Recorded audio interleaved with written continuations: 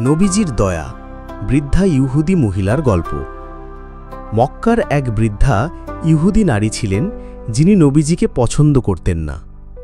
প্রতিদিন নবীজি যখন রাস্তা দিয়ে হেঁটে যেতেন, তিনি নবীজির উপর ময়লা ফেলতেন, কিন্তু নবীজি কখনোই তাকে কিছু বলতেন না, বরং ধৈর্য ধরে চলতেন। একদিন নবীজি দেখলেন ওই মহিলা অনেক দিন হল ময়লা ফেলছেন না। তিনি চিন্তা করলেন, হয়তো অসুস্থ হয়ে পড়েছেন। নবীজি নিজে ওই বৃদ্ধার ঘরে গেলেন, সালাম দিলেন এবং জিজ্ঞেস করলেন, আপনি কেমন আছেন মা?